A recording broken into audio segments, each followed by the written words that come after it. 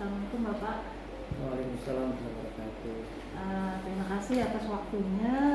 Di sini saya sebagai calon penggerak ingin melakukan wawancara terhadap pimpinan sekolah. Terima kasih atas waktu yang Tuhan berikan. Adapun nanti ada beberapa pertanyaan yang akan saya sampaikan. Moga-moga wawancara kita hari ini lancar. Amin. Kita mulai Pak ya. Siap.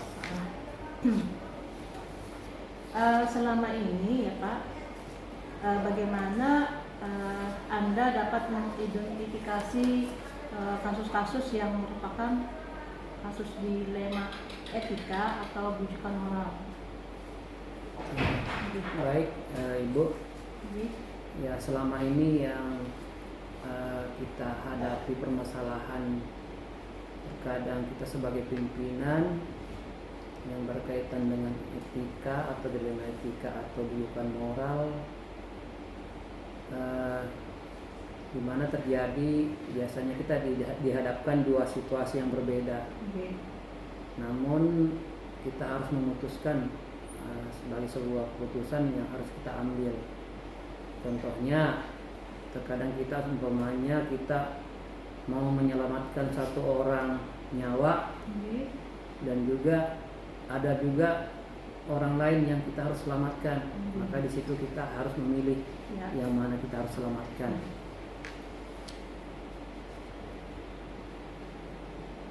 Mungkin itu Pak ya. Jadi seperti itu. Untuk mengidentifikasinya berarti jadi contoh kasus umpamanya di sekolah itu, anggaplah ada siswa kita, anggaplah istilahnya satu orang itu sudah melampaui batas, anggaplah dia berbuat semacam mengkonsumsi narkoba ya. Misalnya, jadi satu orang ini dianggap semacam membawa virus di sekolah. Nah, dilema, untuk ini dilema jadinya, jadi kita untuk mengantisipasi untuk korban-korban berikutnya, maka dengan sendiri kita memutuskan untuk bagaimana kita mengambil sikap atau keputusan, bagaimana istilahnya bersama dengan Dewan Guru untuk mengatasi anak yang satu ini. Apakah kita keluarkan atau bagaimana, atau perlu kita pembinaan dulu baru kita keluarkan, seperti itu. Itu salah satu usaha untuk mengidentifikasi dulu Pak ya kasus yang ada di sekolah kita. Mungkin pertanyaan selanjutnya ini Pak, selama ini bagaimana Bapak menjalankan keputusan pengambilan keputusan di sekolah Bapak gitu, di sekolah kita. Nah, terutama untuk kasus-kasus di mana ada dua kepentingan yang sama-sama benar atau sama-sama yang mengandung nilai-nilai kebajikan Pak. Jadi untuk mengambil keputusan itu tentunya kita dulu harus mengidentifikasi masalahnya dulu. Nah, kasus tersebut, setelah kita sudah mengidentifikasi, kita kumpulkan fakta-fakta yang ada. Nah, kemudian kita musyawarahkan dengan bersama guru-guru seperti apa nanti keputusannya, dan disitulah nanti terjadi beberapa dialog atau paradigma seperti apa nanti kita akan memutuskan, atau ada pengujian dulu terlebih dahulu. Setelah langkah-langkah kita jalankan bersama dengan guru-guru sesuai dengan prosedur yang ada, baru kita mengambil keputusan Bapak Ibu. Ya, sesuai dengan prinsip dilema etika Pak ya, dilema etika. Paradigma dilemanya juga. Kemudian mengajukan pengujian 9 langkah daripada pengajuan keputusan ini. Mungkin Bapak, pertanyaan selanjutnya, langkah-langkah atau prosedur seperti apa sih Pak yang biasa Bapak lakukan selama ini? Biasanya yang saya lakukan itu dengan mengidentifikasi permasalahan yang ada, kemudian saya mengenali nilai apa yang bertentangan dengan situasi sekarang yang terjadi. Setelah itu saya menentukan siapa yang terlibat di dalam itu, dalam hal ini sering kali kita melibatkan guru-guru, terutama guru BK, kemudian bagian kesiswaan, untuk bagaimana kita mengumpulkan fakta-fakta yang ada. Kemudian saya akan melakukan pengujian benar atau salahnya. Jadi melaksanakan 3 prinsip: resolusi, kemudian mencari kemungkinan penyelesaian atau opsi selanjutnya yang membuat keputusan untuk merefleksi. Jadi langkah-langkahnya tadi sudah Bapak uraikan semua.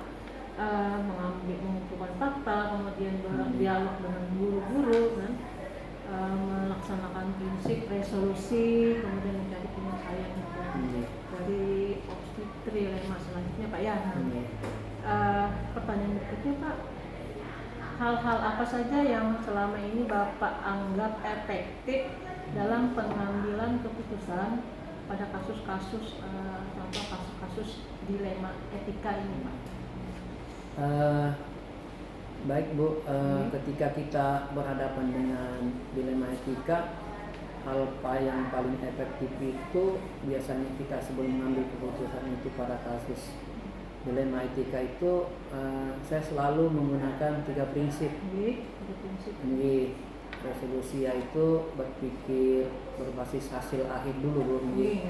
Kemudian berorientasi pada aturan yang benar, dan kemudian yang paling penting adalah mengutamakan rasa kepedulian.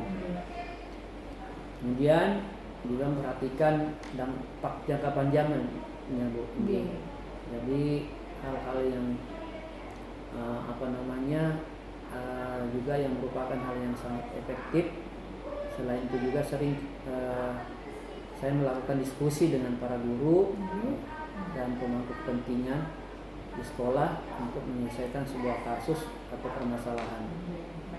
Jadi hal-hal tersebut sangatlah efektif untuk dilakukan dalam menyelesaikan suatu dilema etika yang ada di sekolah kita, Pak Lan.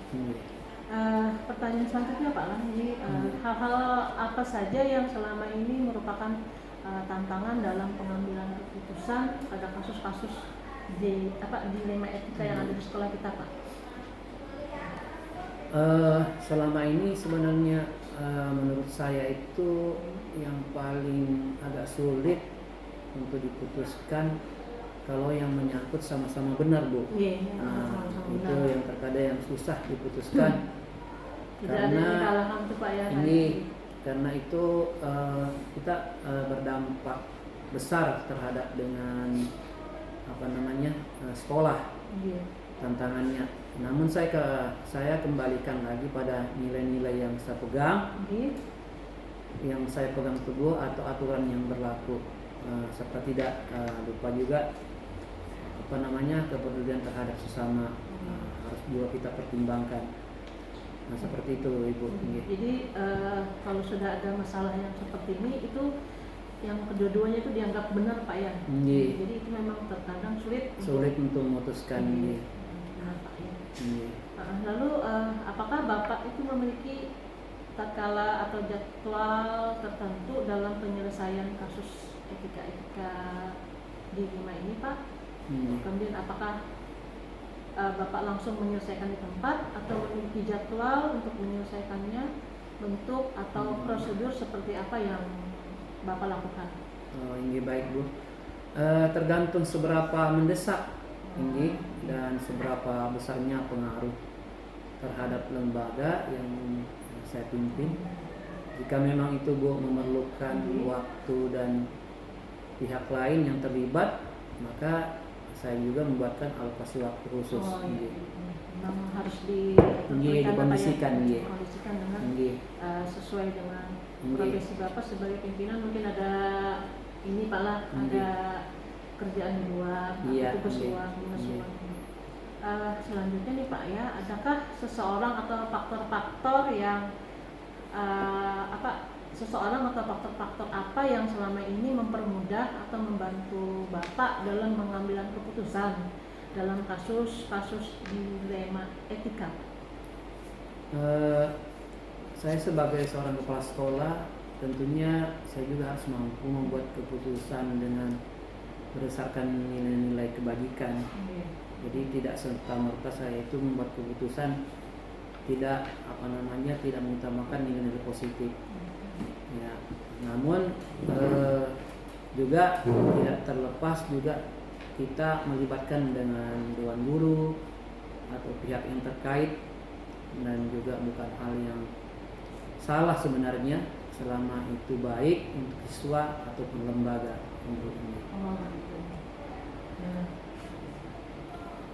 Lalu Pak, ini ada pertanyaan lagi nih. Mungkin pertanyaan penutup nih Pak lah.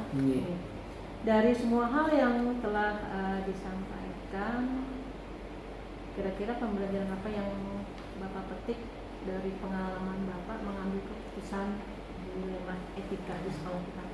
Oh, ini baik Bapak, baik Bu. Nilai-nilai kebajikan dalam diri tentunya itu yang paling prinsip. Kemudian prinsip pengambilan keputusan itu sendiri.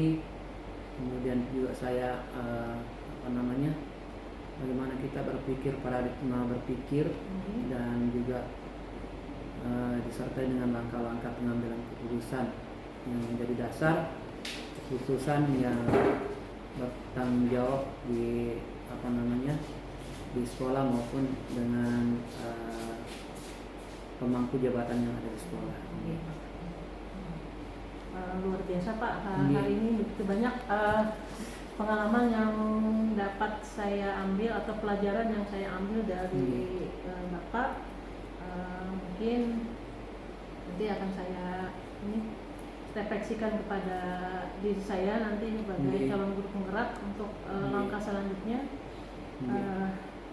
Mungkin dari wawancara ini Pak, terima kasih banyak atas waktunya. Siap Bu. Semoga hari ini pembicaraan kita membawa manfaat. Terima kasih. Assalamualaikum warahmatullahi wabarakatuh.